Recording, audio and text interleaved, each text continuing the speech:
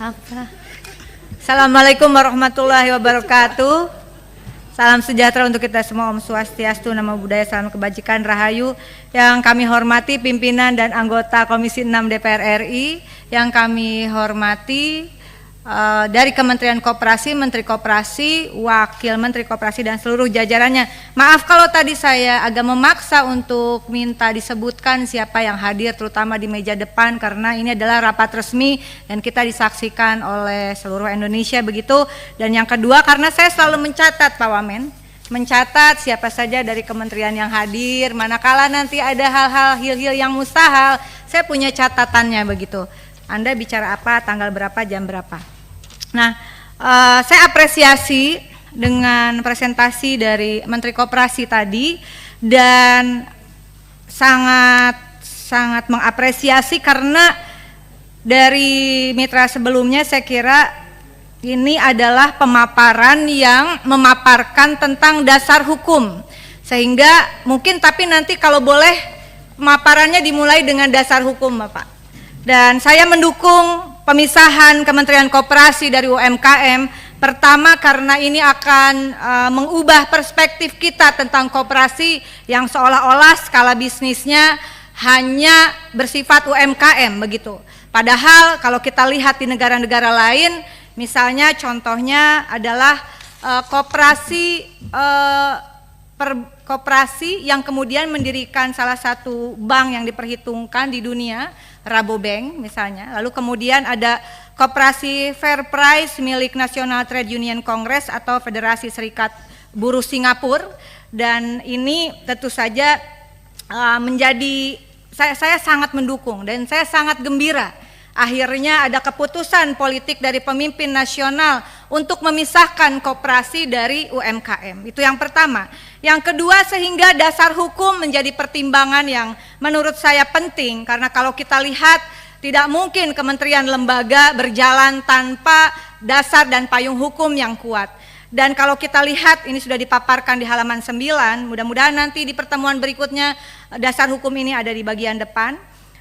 Saat ini dasar hukumnya adalah Peraturan Pemerintah Nomor 7 Tahun 2021 tentang kemudahan perlindungan dan pemberdayaan koperasi, masih dengan UMKM begitu.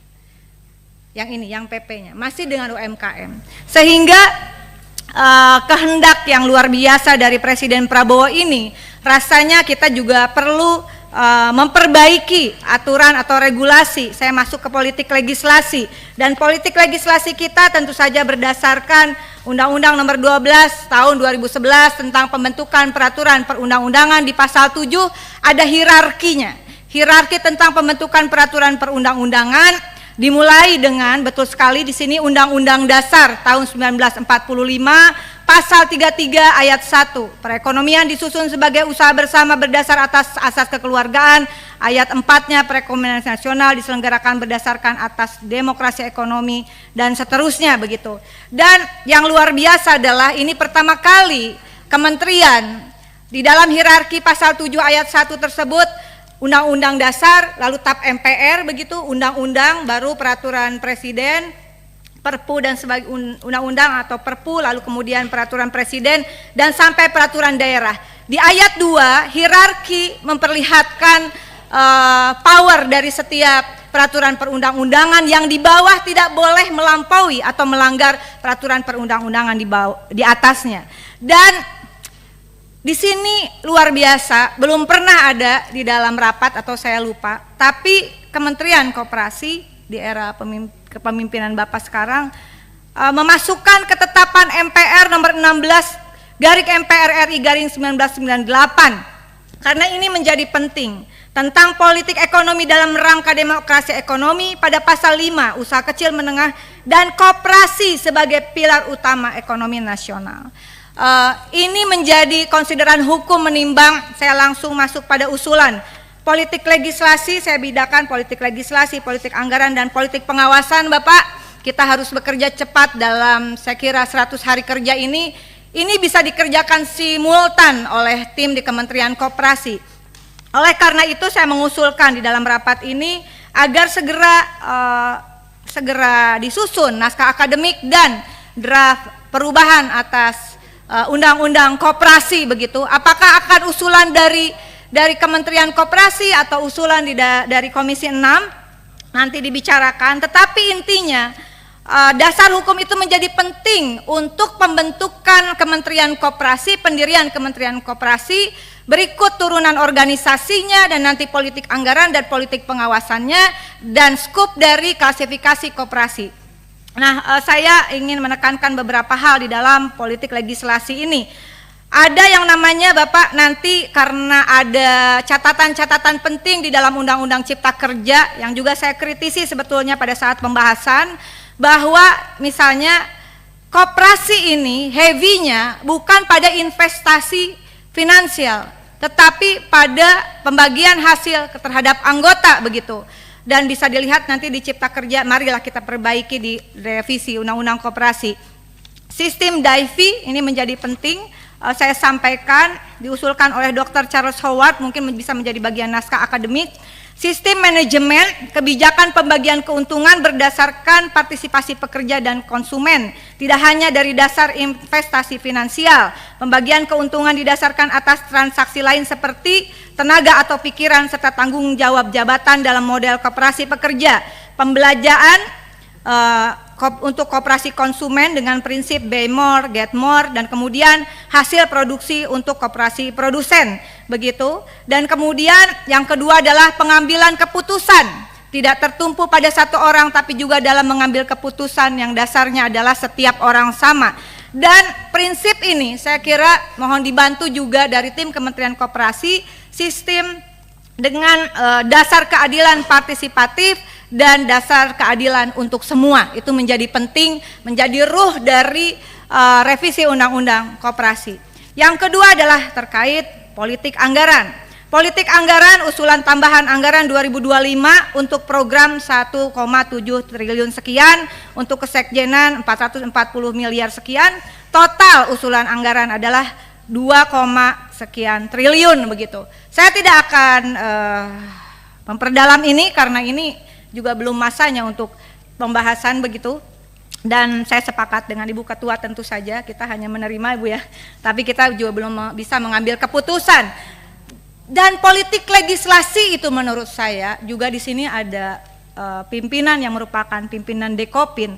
Kita harus bergegas Bapak, karena dari revisi Undang-Undang Koperasi itu maka akan terlihat postur yang kokoh atau tidak terhadap politik anggaran kepada Kementerian Koperasi. Tidak bisa hanya statement politik. Statement politik itu harus berubah menjadi keputusan politik, norma yuridis berkekuatan hukum tetap. Dan karena itu saya setidaknya mudah-mudahan mendapatkan dukungan. Ini kita perjuangkan untuk menjadi program legislasi nasional prioritas setidaknya di 2025. Yang kedua adalah tentang politik pengawasan. Politik pengawasan saya ambil ilustrasi 7 September 2024, ini ada terlilit uang pinjol dan judol, pria asal Bandung curi ratusan ATM nasabah koperasi. Yang kedua 10 Juli 2024, gelapkan uang koperasi untuk judol, remaja asal Banjarnegara bikin sandiwara jadi korban judol. 25 Oktober 2024 PPATK blokir 13.000 rekening dengan total uang di sana sekitar 280 triliun. Dan kemudian tadi sudah disampaikan ada apa tadi namanya tuh, rentenir ya, rentenir. Tapi saya dalam politik pengawasan ini saya ingin fokus pada pinjaman online ilegal berkedok koperasi ya, dengan modus mudah, pinjamannya mudah, cepat, biaya besar, bunga tinggi, jangka waktu pinjaman pendek. Fintech lending ilegal ini menggunakan aplikasi website seolah legalitas koperasinya di-approve oleh Kementerian Koperasi UMKM. Nah, Bapak, dari temuan PPATK ini, dan tentu saja jangan sampai kami mendukung agar jangan sampai kecolongan lagi ada ordal ini di Kementerian Koperasi. Mungkin bisa berkomunikasi untuk berkoordinasi dengan PPATK. Apakah ada juga dari ASN di Kementerian Koperasi, barangkali ada yang terlibat juga, atau segeralah mungkin membentuk tim mengenai fintech ilegal atau pinjol berkedok koperasi ini, apakah ada keterlibatan ordal di dalam mengapprove ya, dan seolah-olah dia sudah dapat izin pinjol ini. Yang kemudian juga penting adalah ini pinjol itu servernya 22% di Indonesia begitu, sisanya di luar negeri. Dan saya terinspirasi dengan apa yang disampaikan Pak Menteri pada tanggal 22 Agustus 2023, waktu itu masih di Kominfo, bahwa judi online dan pinjol ilegal dianggap kakak adik, ujungnya kriminalitas. Daya rusak sosialnya tidak lagi bisa didiamkan. Sepakat Pak, sikat mafia pinjol dan judol. Ada kurang lebih masyarakat kita terlibat pinjol 138 triliun Bapak. Nah, penting kiranya untuk saya kira antara pinjol ilegal berkedok koperasi, lalu kemudian ada judi online di dalamnya, lalu nanti ada kaitannya dengan tindak pidana pencucian uang, lalu ada kaitannya dengan tindak perdagangan manusia, TPPO begitu. Mohon di awal kita tidak usah berbasa-basi kayaknya, karena Pak Menteri ini lagi jadi sorotan ya dengan adanya ordal di kementerian yang lama. Dan saya berharap langkah cepat salah satunya adalah screening Pak di kementerian Bapak, termasuk yang terlibat pinjol or judol, karena di BUMN saja contohnya Indofarma itu terlibat pinjol, pakai uang perusahaan bayarnya. Kemudian judol, apakah ada yang terlibat di dalam judol atau kemudian dia terlibat sebagai ordal di dalam skema sindikat pinjol berkedok koperasi. Penting Pak, kasih gebrakan Pak. Dan ini saya kira program 100 hari kerja, kalau memang ada yang terlibat langsung pecat Pak, langsung beri sanksi dan usulkan. Saya sudah mengusulkan secara terbuka sanksinya kepada ASN yang terlibat ke dalam judol adalah Undang-Undang ITE, Undang-Undang KUHP, dan Undang-Undang tentang penyelenggaraan negara yang bebas dan bersih dari korupsi, kolusi, dan nepotisme. Demikian pimpinan, mudah-mudahan memang agak panjang, tapi saya datang pertama karena dikasih terakhir. Mudah-mudahan sebagai penutup, terima kasih Ibu Ketua yang selalu memberi kesempatan. Wallahul muwaffiq ila aqwamit thoriq. Wassalamualaikum warahmatullahi wabarakatuh. Waalaikumsalam.